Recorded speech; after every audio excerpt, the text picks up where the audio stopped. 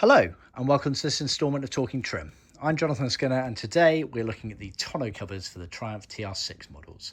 So we've got two versions here, one in black, one in red. The black version is PVC Everflex, so effectively vinyl in inverted commas, albeit the waterproof version, whereas the red one here is in Mohair Canvas, which is the creme de la creme of hooding, so it's seen as a bit of an upgrade package for that there. The majority of TR6s would have left with the PVC Everflex. It's also worth noting that the red version, Mohair version here, has the pockets for the headrests, whereas the black version does not. The very early TR6s, mainly for the non-North American market, any cars with CP in the chassis number, they weren't standardly fitted with seats with headrests. It was only really the North American models that were fitted with headrests. So the early cars were where the chassis number began with CC. They had headrests as standard, and then obviously any cars kind of late 72, early 73 onwards all had headrests. So it's worth bearing that in mind. Obviously we have patterns for both of them there. So a pretty obvious question when you're ordering is, does your car have headrests? And if so, you get the headrest pockets sewn in. If not, then they're like this. Both of these have been done for left-hand drive. As you can see, you've got the steering wheel pocket there on the driver's side there. Obviously, again, we have patterns for left-hand drive and right-hand drive. Apart from that, they're pretty much supplied and made exactly the same. So PVC Everflex is effectively the original material used, and it's basically a waterproof vinyl, so very much akin to what you had for your interior trim panels, but it is a different material. It has a waterproof membrane in it, and it's a lot more rigid than vinyl, and that is needed for the tonneau. You need it, one, for the rigidity, but two, obviously, for the waterproof elements of things. So when people say vinyl, they don't really mean vinyl, because vinyl was what was used for the interior, which is a lot softer material. So bear that in mind there. Now, unlike the top boot hood frame covers, which covered up the hood when folded down at the back of the car, this part here, they originally left the factory in the exact same materials as the soft top and the tonneau. However, they can be made out of interior vinyl or leather if you wanted to, because they don't need to be rigid like the tonneau covers or the hood, and they also don't need to be waterproof. Whereas the tonneau covers and the soft top convertible hoods need to be made out of PVC Everflex or Mohair Canvas, because the rigidity and the waterproof elements of it. So just bear that in mind, because that's often a slipping point with these sorts of things. You get a bit more choice basically when you're talking about top boot covers. Now, unfortunately, I don't have a photo in this book of the tonneau cover, but just for the sake of clarity, it's the tonneau cover is the one that covers the main cockpit cabin area of the car, and it has a zipper down the middle, which means basically you can have this installed in place and still be driving along, because you can just undo the driver's side and drive along, but the rest of the car will be covered, and then you just do the zip up when you're parked and it covers the rest of the car here. Not to be confused with what we refer to as the hood frame cover, or the Americans call top boot cover, which is the bit that only covers the back of the car when the hood is folded down and it covers up the hood frame. So just bear that in mind. This is the tonneau cover. Like I say, both are left-hand drive with purely the steering wheel pocket changing sides on that element of things. They have a zipper down the middle of it, which is slightly offset. It's not right down the center of it. And worth bearing in mind, the zipper is literally supplied like that, exposed.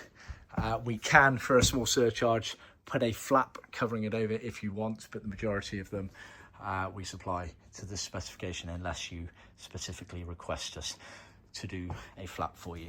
They also come with this tab, or rather strap here, which gets attached to the underside of where the zipper is, and then attached to the passenger side seat using a fixing.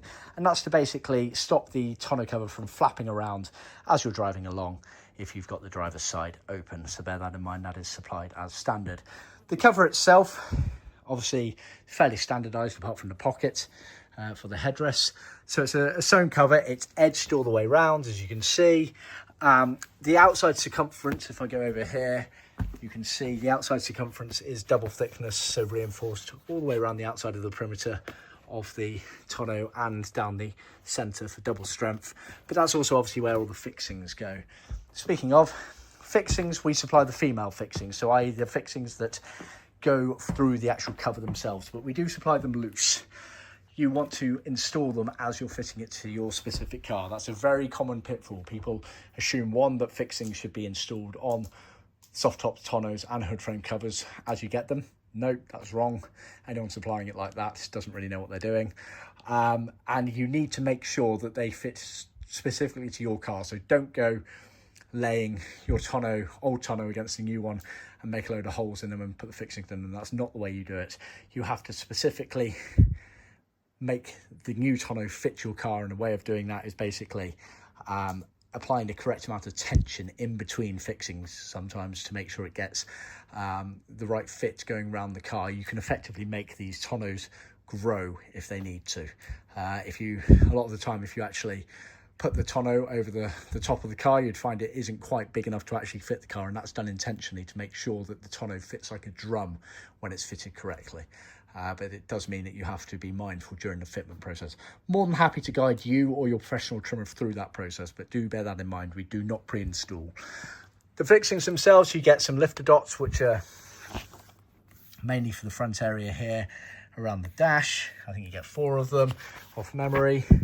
And then the rest of them are the hood studs here. Now, depending on the era of car, you either had black or chrome hood studs, and they were fitted much like the soft top hood and the top boot cover around the circumference of the vehicle. And like I say, you may need during the fitment process to apply some tension in between the fixings to get the correct fit to your individual car, so bear that in mind.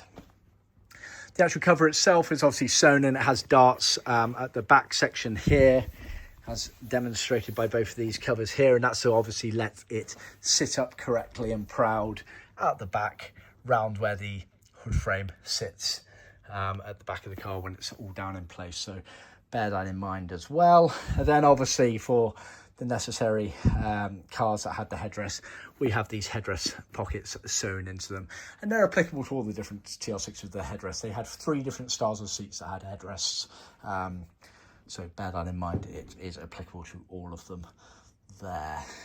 I believe that's covered it. Sure, there's something else, but of course, if you have any questions, you know where to contact me, either in the comments or directly to me via email or via our contact form on our website. So please do ask any questions that you may have on that one.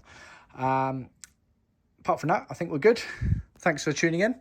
Please remember to like, subscribe and share with other classic car enthusiasts out there, and I'll look forward to hearing from you next time.